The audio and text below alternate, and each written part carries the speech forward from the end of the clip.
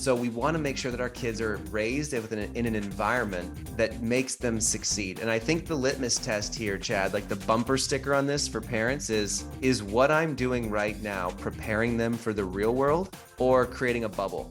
Smart Money Parenting. Okay, everybody, welcome back to Smart Money Parenting. I got my buddy Chad Willardson, one of my favorite humans on the planet, here with me today. Chad, I want to ask you a hard question to start the day. Let's hear it. Can you think back to your childhood for a sec? And I want you to think about this because here's the topic of the day.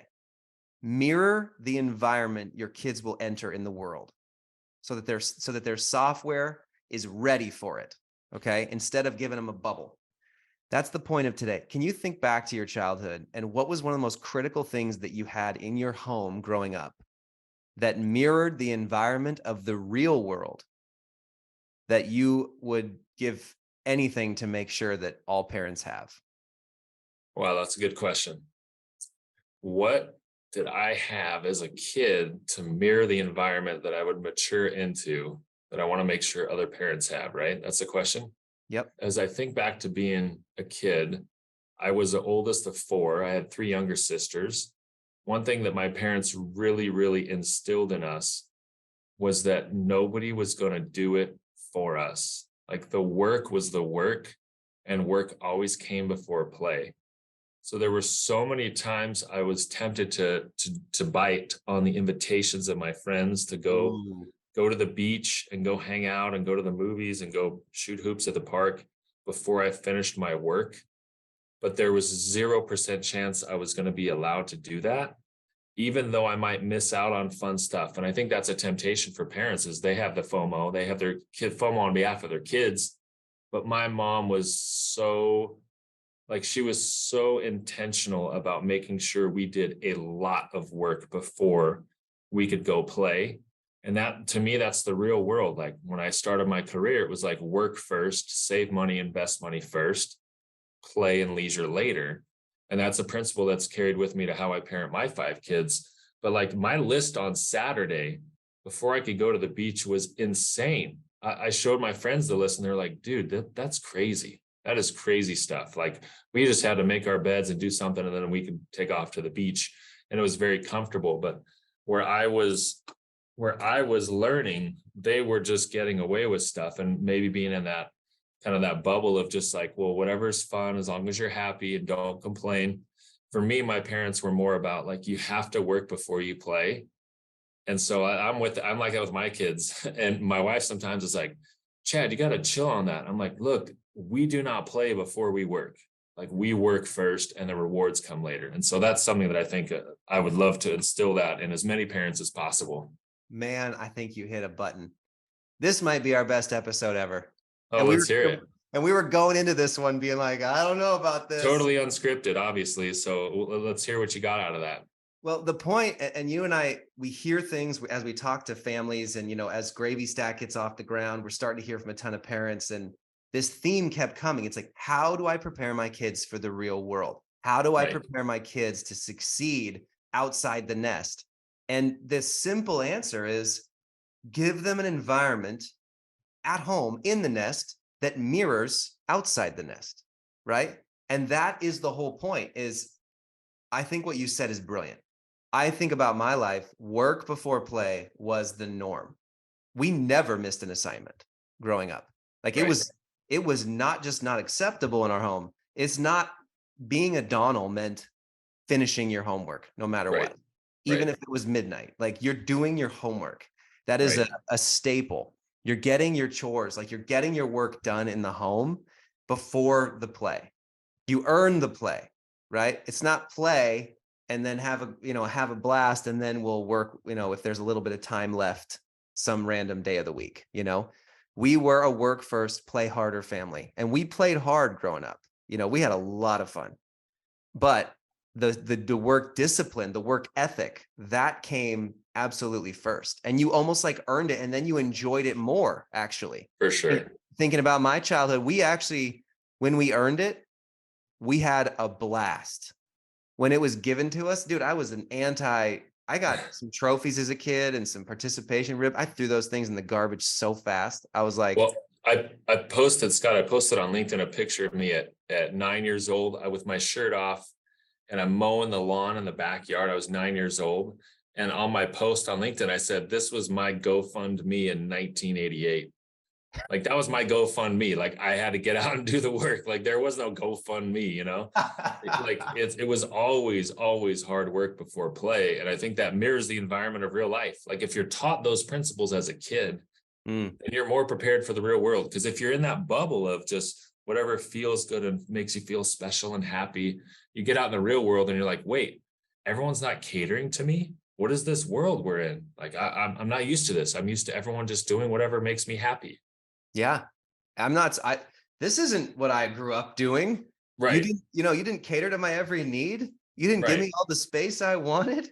I didn't get the three. I would like, we had somebody we hired the other day that we didn't hire them, but they asked before we hired them, is this in person or virtual? And how many actual hours a week are you asking me to work? But Oh, for a wow. full-time job.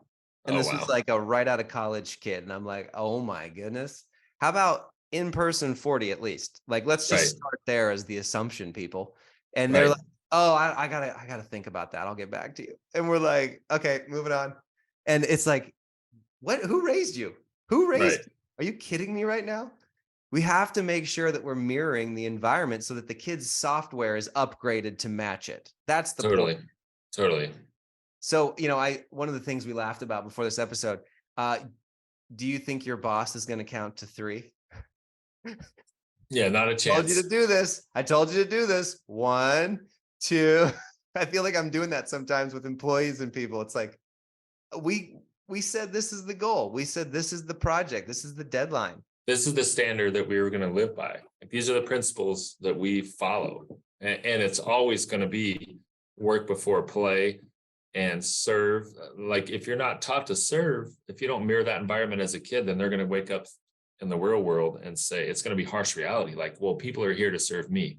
Because that's what I learned in my 18 years at home, is that I get whatever I want, and things should be adjusted to make sure I'm happy and comfortable. But that's not the real world. So sometimes kids have to make sacrifices. They have to miss fun things. They have to do things that stink, that suck, like it's hard, but they got to go through that stuff, because that's the real world.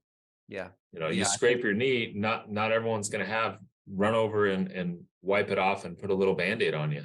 That's just not the real world. Yeah. The real world is not a what's in it for me thinking. It's a what's in it for them thinking, right? It's true. When a kid is raised thinking the whole time, like, what's in this for me? What can I get out of this? How do I get the most? How do I get the most candy in this scenario? How do I get the best reward? And I'm not thinking about the other people around me. You're going to get sorely disappointed, sorely, when you're in the real world, because the people that are the fastest to get the bonus, the fastest to get promoted, the most successful people I know, they are thinking what's in it for them, right? This is our friend Joe Polish's new book, What's in It for Them. It's a brilliant sales and marketing book, but really it's a life principle. Raise your kids to be thinking about what is the value that I can create for myself and other people around me. That's how value is created. Value is not just a me thing. Value is for other people that makes the pie bigger. That's a critical environment to raise kids in. Create that value. This is what our books are all about, man. Smart Not Spoiled for you, and Value Creation Kid for me. You have to build kids an environment around them that mirrors the real world, right? This is why we have the home economy in Gravy Stack, right? Setting expectations, setting expenses, and setting extra pay. Kids are now getting a model of the real economy at home, and it's automated and simple for families. Yeah, some things you just do, ready. like the home economy, like you said, Scott. Expectations are some things you just got to do. That's just expected of you. Like, you don't have to get paid for everything that you do as a kid. So don't put your hand out and ask for rewards every time you do something small. There's some things you just do, that's expectations. And in the real world, no one is applauding me for sweeping the floor. No one's applauding you or your wife for doing the dishes. Like, you just have to do that because that's life.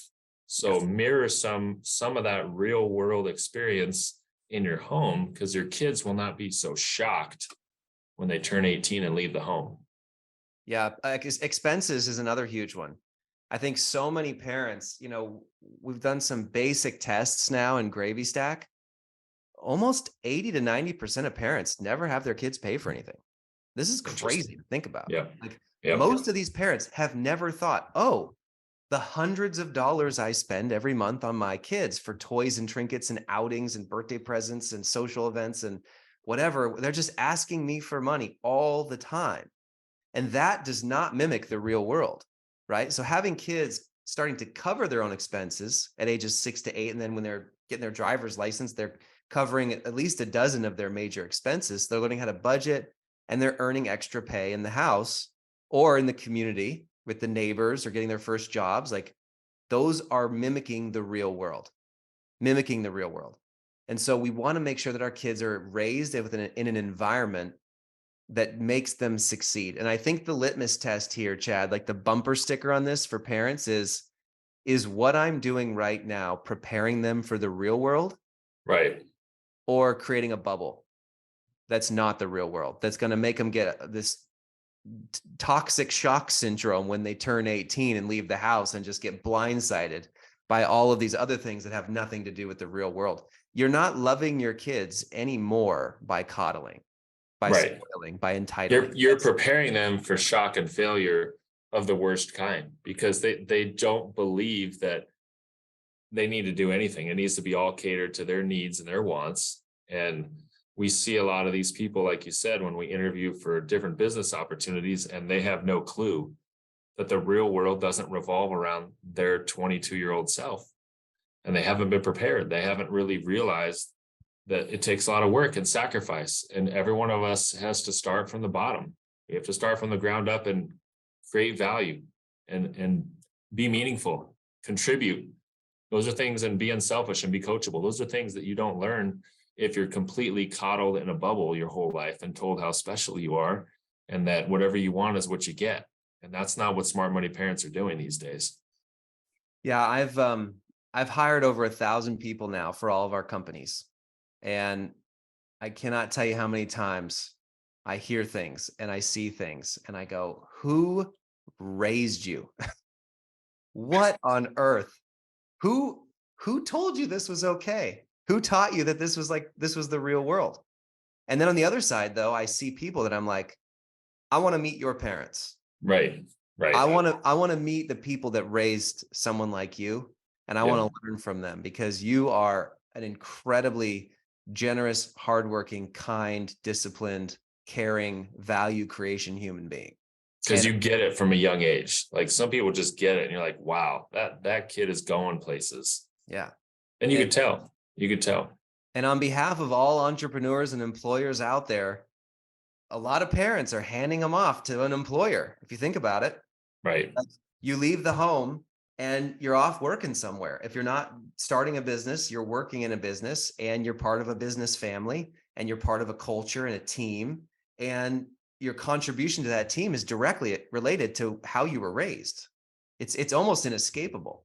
And so on behalf of all the people hiring the next generation and employing them and trying to raise them up to be great humans, further the baton, please, parents listening, mimic the environment of the real world, and it will do your kids the best service possible.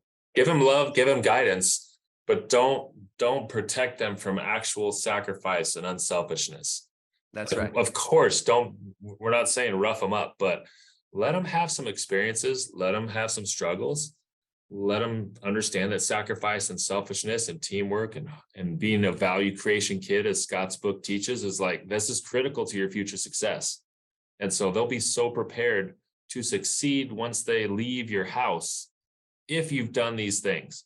But if you haven't, they're going to be living in that selfie bubble where everything revolves around them and they won't know what hits them when the real world comes at them. Yeah, I talk about this in the book. I don't think I've ever talked about it on the show, but I had a friend, he's a mentor of ours, Tom and Georgia Barnett. He owns 100 Burger Kings here in town. And he's a total stud, right? And they are great parents. And one thing he told me one time is raise your kids 2 years older than they are. Oh, interesting. He said, try to teach your kids the future. Try to teach them about give them responsibility earlier than what society says their age deserves, and they will rise to the occasion and they will match the environment of that future. So when you are, 5, 6 years old, start cooking, start chopping, start making meals, right? Did you know a 5-year-old can do laundry? Yeah. You couldn't imagine that. Most parents Right. hear this right now. He even took it to the degree of like, when my kid was like 12, he was helping us with taxes. He was learning like the ways of the family. When he was 14, he was driving a car. Wow. And I don't know, I'm not going to publicly say this is a good idea, but they would go into the field, like into the country, and he would teach his son to drive at 14. And it wasn't necessarily the legal thing to do. So I'm not saying this is the idea, but he said he immediately felt way more responsible for everything in his life when we had him play up. So we always raised our kids. This is his word. We raised our kids at least 2 years older than what they were. And so by the time they were 16, they were fully functional. They were capable adults. They were handling everything. They were handling their business. They were incredible humans. And to this day, they're constantly ahead of their peers by a mile. That's what it means to build an environment that your kids can match the real world at home, because that does them the greatest service you could possibly do as a parent. Yeah, I think we said it all, Scott. Well said. This went a different direction than originally planned, but I think it was exactly what needs to be said. And if you mirror that environment that your kids are going to mature into, they will be ready to succeed. They will not be afraid, shocked, intimidated. And we really hope you found value in today's show. Follow the show, subscribe if you're watching on YouTube, share with a friend. Smart Money Parenting Show. We're trying to give you snippets of value that can help you and your families create kids that are valuable contributors. They're smart, not spoiled. They're succeeding, and they are ready to just take on the world. So thanks again for listening, and we'll catch you again soon. Leave us a review too, folks. If you're listening to the end and you've listened to all our episodes, the reviews are the best way we know that you're loving it. So send us a review. We appreciate the reviews for sure. Tell us how you feel. Next episode, we're probably going to read some of them. And thanks so much, guys, for all your time. Take care. You're rock star parents. Thanks for listening. Bye. Thanks, guys. It takes more than money if you want to succeed. You gotta know what to do with it. You gotta take the lead. You gotta give them confidence. You gotta make them smart. If your kids are gonna thrive, now's the time to start. Smart Money Parenting.